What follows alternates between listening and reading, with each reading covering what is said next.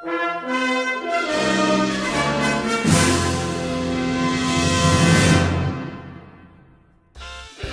Gale interview, take one. The coolest tattoo Marker. story, but I don't know if it's cool. It's the weirdest tattoo story. Yeah. Christopher Lloyd told me this story. He was at some autograph show, and a girl came up to him with a Sharpie and asked him to autograph her midriff. So Chris said, okay. Naturally. He signs his name across there. 2 hours later, she comes back. She's gotten a tattoo. It's a quick turnaround. Impressive.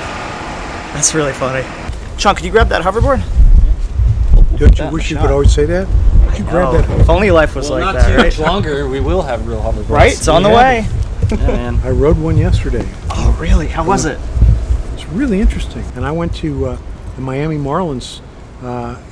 Flew me down. They had Back to the Future night Oh, very at cool. Marlins Park because we predicted Miami would have baseball before they had baseball. That's true. Man, you guys nailed it. We got the wrong league. Still. I'd say close enough. They thought it was close enough for them to want to do Back absolutely. to the Future night. So. Man, I mean, yeah. You got that. You got the flat screen TVs. Yeah, we got payment by thumb print. That. We got nostalgia for the 80s. Of course. Drones. How about that? The drones. Yeah, you guys were pretty spot on. 3D IMAX. We called it Holomax, but Right. same thing. Endless 3D sequels. Yeah. Got plenty of those. We don't have Jaws 19, but we got Sharknado 3. Exactly. Those will keep going forever. I'm here at the Clock Tower with Mr. Bob Gale, producer and writer of the Back to the Future series. Bob, thanks so much for joining me today. Happy to be here, Ryan. Thanks for having me. And congratulations on 30 years of the coolest franchise ever. Thank you very much. Since we are called Where It Was Made, I got to ask you a couple locations questions. Yes, of course. Are there any locations in the final films that you envisioned much differently when you were writing it? Well, when we started trying to figure out where we were going to shoot this movie, shooting here on the back lot was not on the table. We imagined going to a real town and dressing it for 1955. Okay. And we scouted Petaluma, California, which is where Joe Dante made Explorers. Okay, yeah. And we liked Petaluma, but we realized the amount of expense that would be involved in taking out the modern day street lights. And, you know, we're talking about shooting in November. People were putting up Christmas decorations. Right. It was going to get really expensive. And our production designer, Larry Paul, who had worked with Bob Zemeckis on Romancing the Stone, and interestingly enough had designed Blade Runner, Oh, wow. he was leading the charge saying, do this on the Universal backlot. I can make it great. We'll have total control. We can do anything we want. And Larry was right. He was absolutely right. Thank goodness he didn't give up and just kept pushing us in that direction. Oh, perfect. And he was 100% right. Good call there. Yeah. Well, that leads to my next question. Were there any particular challenges while filming on location that you remember? Well, one of the interesting things shooting here on the back lot at night, some of those scenes when Doc is telling Marty what to do to get ready to go back to 1985, they're standing in front of the car. They're standing right down on the street there. The DeLorean door is open, and Doc is giving them these instructions. And it's really, really cold. You know, it's 1 or 2 o'clock in the morning. Right. And it gets cold back here. It can get down to the 30s, and it probably was. So we're doing these shots, and in the middle of the shot, the DeLorean door just starts slowly going down. Yeah. And Zemeckis said, "Cut! Can somebody get that goddamn DeLorean door open?" You open up the door, start shooting again, and it starts going down. Well, what we discovered was that the reason that those doors stay open is that there's a valve, and it's filled with some gas. And of course, nobody expected that you would leave the door of a DeLorean open for 15 or 20 minutes at a time to shoot a movie. You open the door, you get in, or you take your groceries out, and then you close the door. Right. So once we realized that the gas in this valve was contracting Mm-hmm. because it was so cold. In between takes, we had our special effects crew out there with hand hair dryers, and they were just heating up the gas in there so funny. that the door would stay open for a complete take. Hey, whatever works, right? Exactly. All right, so your favorite story behind the scenes in the making of this film. Do you have a favorite? Oh my God, there's so many of them. I know. Oh my God, what's a favorite story? Well, one of the interesting location stories, since this is what it's all about now, the exterior of Doc Brown's house was the Gamble house. Everybody knows that. Mm-hmm. The interior of the house was not the Gamble house. Okay. The interior was another green and green house in Pasadena, and it's called the Hill House. Okay. Actually, it's called the Blacker House. When we shot there, it was called the Blacker Hill House because the owner was Mrs. Hill, and it's a beautiful house designed by Green and Green. A great match because the Gamble House wouldn't let us shoot inside. It's a national monument, of course. They're not going to let us shoot inside. So we shoot with Eric Stoltz because we shot 6 weeks of the movie with Eric Stoltz. We do these scenes there, and then we have to go back and shoot these same scenes with Michael J. Fox. Right. Well, Mrs. Hill had sold the house, and the house was in escrow. Okay. So we had like 1 week to get back into that house and shoot those scenes before the new owner would own the house, and we didn't know if we could make a location deal with the new owner. Okay, so gotcha. I had to badger the producer Family Ties to let Michael J. Fox off of the show for 2 days in the daytime because in Pasadena they don't let you shoot at night. You can only shoot in the day there. Oh, no kidding. So luckily we were able to do that, Good and thing. we shot those scenes. So that's one of the more interesting locations. Very cool. Yeah. Awesome, thank you. So if you personally could time travel to any period in time, where would you go? Well, that's a lot of places I'd be interested in going. In my personal family history, my mom was a professional musician. She played the violin, and in the 1940s, she had her own ensemble in St. Louis called Maxine and Her Men.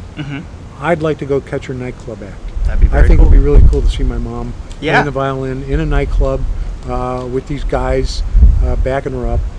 Very nice.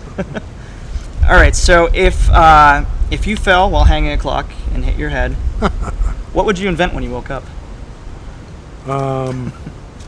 Maybe Velcro so that I wouldn't slip on a toilet seat. I don't know. Yeah, safety first. I like it. So what was the first seed of an idea that grew into this film?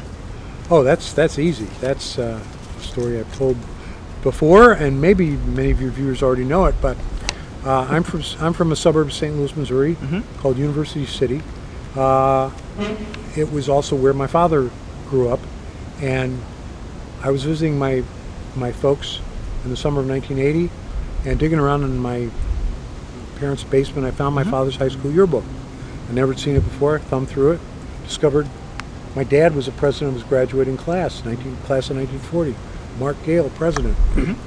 So I looked at this picture of my dad, looking very, straight and political. And I thought about the president of my graduating class, and he's one of those political types. You know the type in high school, student council, rah-rah, school spirit. Oh yeah, I knew Gagged plenty. me with a spoon, right? I said, well, geez, was my dad one of those kind of guys? Yeah. If I'd have gone to high school with my dad, would I have been friends with him? And I thought, no, I probably wouldn't. But there's a good idea for a movie. What if you go to high school with your dad? And there it was. Perfect. So Back to the Future has been a huge source of inspiration for filmmakers such as myself. But what movies inspired you? Well, let's see. I was greatly inspired by the classic Disney movies when I was a kid. I think I learned a lot about storytelling from watching movies like Dumbo and the original Cinderella, which are just absolute masterpieces. The Billy Wilder movies are so beautifully constructed. The Great Escape was a favorite movie of mine Great movie. when I was a kid, and it was actually kind of a linchpin in cementing the relationship between Bob Zemeckis and myself when we met in film school, because like me, he owned the soundtrack album to The Great Escape, because The Great Escape was one of his favorite movies when he was a kid. So, so we immediately bonded over that, and who doesn't bond over Steve McQueen? Oh, absolutely. Right? Great choice. So we have some props here. Would you mind taking me through what we got? Be happy to. Oh. First we have a hoverboard here. I'm going to hand you my bottle of water here. Of course, not a prop. No, not a prop. It's actual working water bottle. So we had several different types of hoverboards made, and this one is made out of plywood. For those of you familiar with Back to the Future 2, and if you're not, why are you watching this? This is not designed to be filmed from the bottom side because it doesn't have the round magnetic McGillicuddies that make the hoverboard hover. Right. So this was made out of plywood, and it was designed so that Michael J. Fox or his stunt double, Charlie Crowell, could stand on it. And it may have been hung by wires, it may have been hung on a sling, it may have been mounted on a pipe that was attached to a camera car. A lot of different ways that this thing could have been used. So this was that's what this was. So heavy, could support a human being. Perfect. And did. So we'll put that there. We also have, we have the here, infamous. This is the infamous gray sports almanac. This was actually used in the movie. It's got a crease in it because, as we all know, Biff shoved this in various pockets. It actually does have sports statistics in there. So again, you know, covering our bases in the story, we put horses on here. Horse racing, we made it clear that the racing results are in here because that's how Biff is going to make his fortune. Right. Now people say, well, what about the Cubs? What does it say about the Cubs? Hey, it ends in 2000. Cubs did not play any World Series between 1950 and 2000. So, sorry. Well, the prediction's looking pretty good right now. They are in It the is. playoffs. It I'm a is. Sox fan, but maybe I'll put some money on them. White Sox or Red Sox? Red Sox. Well, you can. They're not. They don't even count this year. They were so bad. All right. They were. Let's get them on. Come on. I'll give you that. I'll give you that. Okay. Here we have the two matching Doc Brown newspapers from Back to the Future Part 2. Awesome. And this was in Biff's altered 1985, and of course this is how it changed when the Sports Almanac was burned. But I'll go through a couple of cool little things here because we have Nixon to seek fifth term. The Vietnam War is still going on at the time that this newspaper is dated, May 23rd, 1983. And then all these great BIFCO headlines. BIFCO build new dioxin plant. BIFCO takes over Lone Pine Mall. Hill Valley pollution alert. My all-time favorite, which is Biff Tannen birthplace declared national monument. Nice. Who wouldn't want to live in a world where that was the case? Oh, of course. And of Good course, thing that's not the 2015. these the matching headlines in here are all very benign. Mm-hmm. Reagan to seek second term, which he might have announced in 1983. Mayor Wilson, Goldie's mayor in 1983. He vetoes the zoning bill. Expansion plans for Lone Pine Mall. Biff doesn't take it over. Hill Valley sponsors charity. Mm-hmm. City Council, new park plan. So they're having a park instead of a Biff Tannen Memorial. Perfect. Here is a newspaper that you've never seen because it wasn't in the movies. Oh, cool. This was designed for Back to the Future Part 1, and as you all remember, Farmer Peabody thought that a flying saucer crashed into his barn. Mm-hmm. He would have been raving about it. He would have been committed. And so we created this headline for a scene that we ended up not filming the way it was originally written, and that was when Marty follows George home from school trying to convince him to take Lorraine out prior to the Darth Vader scene. George turns around and he says, neither you nor anybody on this planet is going to make me change my mind. The way the scene was originally written, the paperboy comes by on a bicycle, throws a newspaper, hits Marty in the head. Marty picks up the paper, who's hitting me in the head? And he sees this headline, and this headline is what gives him the Darth Vader idea. Oh, awesome. But we decided, we don't need that. He's smart enough to come up without the Still newspaper. great. Now this is a template newspaper, kind of interesting, for the George McFly murdered and George McFly honored. So where the headline belongs is blank, and it was designed so that the typeface could be printed in there for whichever headline. All the rest of the newspaper remained the same because this was presumably, stated 1973, So it was really before Biff took over Hill Valley. We have here, of course, the famous USA Today newspapers of October 21st, 2015. And we remember these famous headlines here, but we have a couple of interesting little sidelines here. First of all, again, we have the Cubs in the newspaper here winning the World Series. Now it says Cubs sweep series in 5.